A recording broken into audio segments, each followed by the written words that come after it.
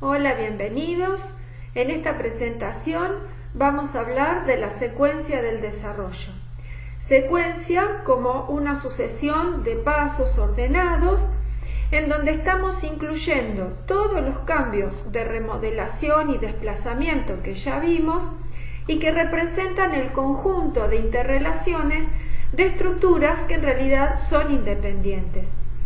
El principio que rige esta secuencia es el principio del opuesto y los múltiples procesos de crecimiento de las distintas partes del cráneo y de la cara se van a describir como regiones o etapas, cambios regionales o estadios, y tenemos que entender que en realidad no son separados, sino que representan lo que ocurre simultáneamente. Entonces, ¿en qué consiste el principio del opuesto? Este principio sostiene que el crecimiento de cualquier área facial o craneal dada está en relación específica con otra, que estructural y geométricamente es opuesta en la cara y el cráneo.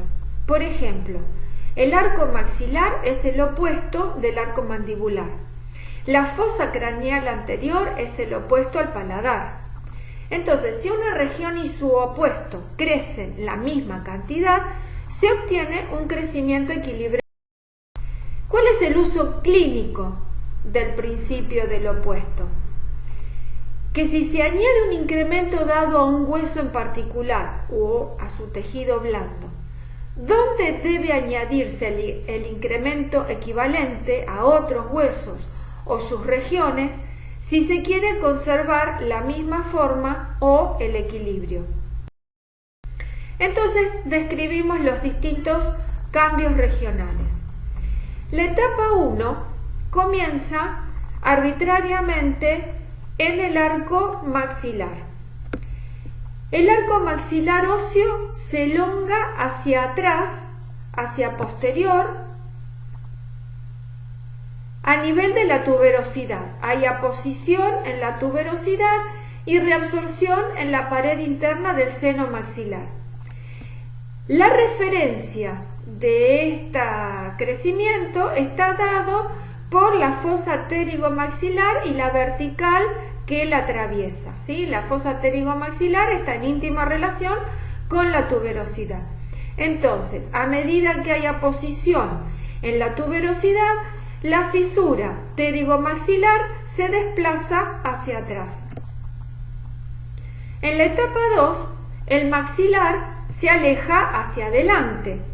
Este es un desplazamiento primario porque ocurre simultáneo al agrandamiento del hueso.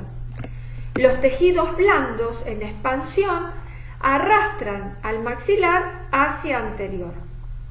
En la etapa 3 va a producirse el crecimiento en la estructura opuesta, que va a ser el cuerpo mandibular.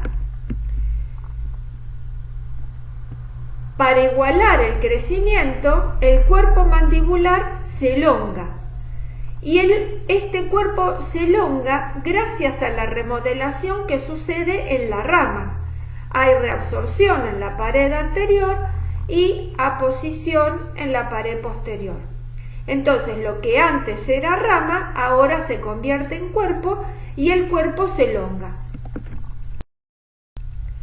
En la etapa 4, la mandíbula en su totalidad se desplaza hacia anterior por el arrastre del maxilar. Y la rama se remodela hacia posterior, o sea, hay aposición en posterior y aposición en el cóndilo que permite la reubicación de la rama y del cuerpo acompañando el desplazamiento del maxilar superior. En la etapa 5, la mandíbula se desplaza hacia adelante la misma cantidad que la rama se reubicó hacia atrás. Es un desplazamiento primario porque ocurre simultáneo al agrandamiento del hueso. Es decir, mientras hay remodelación por crecimiento en la rama, hay desplazamiento primario.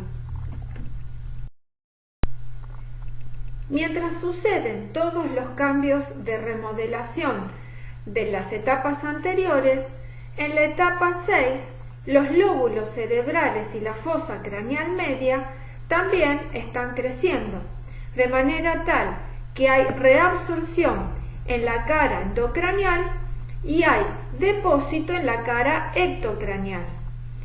Y acá está participando la sincondrosis esfeno-occipital. Este crecimiento de la fosa craneal media va a producir un desplazamiento de las regiones faciales y craneales que se apoyan sobre ella, produciendo un desplazamiento anterior. Este desplazamiento es un desplazamiento secundario porque su posición se modifica por la expansión de la fosa craneal media que está detrás de estas regiones. No existe un empuje, sino un arrastre hacia adelante por el crecimiento del cerebro. En la etapa 8, la expansión de la fosa craneal media provoca un desplazamiento secundario de la mandíbula hacia abajo y hacia adelante.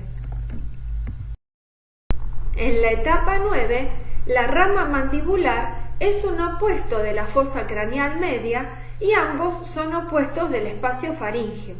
Entonces, la extensión horizontal del aumento de la fosa craneal media se ajusta con el correspondiente incremento horizontal de la rama. En la etapa 10, toda la mandíbula se desplaza hacia adelante y se remodela hacia atrás. El crecimiento condilar, como es oblicuo, produce una proyección del cóndilo hacia atrás y hacia arriba y un desplazamiento mandibular hacia adelante y hacia abajo. En la etapa 11, el piso de la fosa craneal anterior y la frente crecen hacia adelante, por depósito en la superficie externa y reabsorción en la interna. La longitud de la fosa craneal anterior está equilibrada con el maxilar superior. Los huesos nasales son desplazados hacia adelante y los huesos de la bóveda craneal se ensanchan por crecimiento sutural. En la etapa 12, la elongación vertical del complejo nasomaxilar, tanto así como la horizontal, se debe a dos cuestiones: crecimiento por depósito y reabsorción y al desplazamiento primario por su propio agrandamiento. El paladar se reubica hacia abajo por sufrir reabsorción en el lado nasal y aposición en el lado bucal. La región anterior del maxilar se mantiene como una superficie de reabsorción